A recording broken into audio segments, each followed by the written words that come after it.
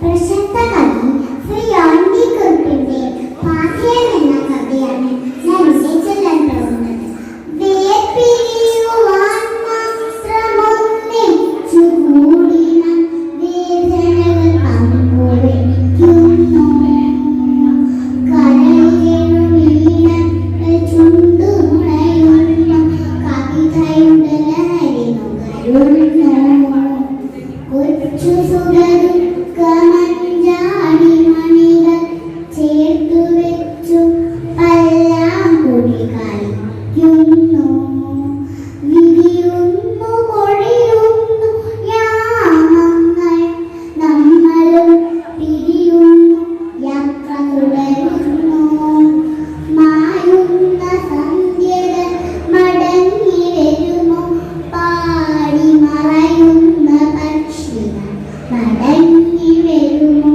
എങ്കിലും സന്ധ്യയുടെ കയ്യിലെ സ്വർണ്ണവും പൈങ്കിളിക്കൊക്കിൻ കിണിഞ്ഞ തേൻതുള്ളിയും പൂക്കൾ വിടുവേർപ്പിടും ഗന്ധങ്ങളും മൗനപാത്രങ്ങളിൽ കാത്തുവെച്ച മാധുര്യവും.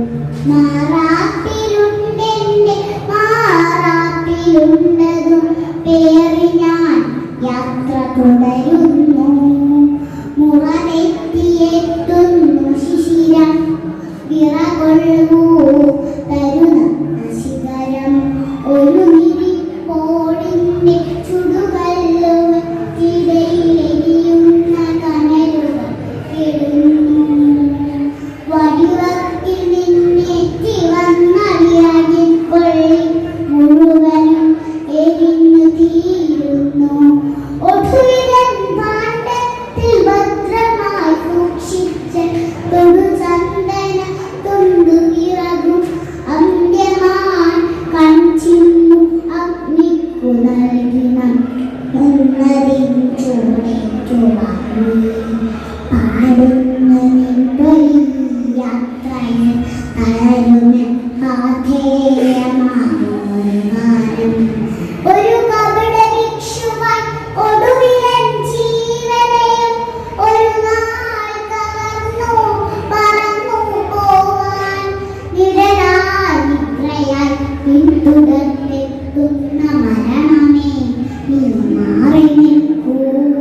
അതിനും ഒന്നു ഞാൻ പാടട്ടെ. അതിലെന്റെ ജീവനുരുകട്ടെ. അതിലെന്റെ മണ്ണു കുതിരട്ടെ പിളർക്കട്ടെ. അതിനടിയിൽ ഞാൻ വീണുറങ്ങട്ടെ. അതിലെന്റെ മണ്ണു കുതിരട്ടെ പിളർക്കട്ടെ. അതിനടിയിൽ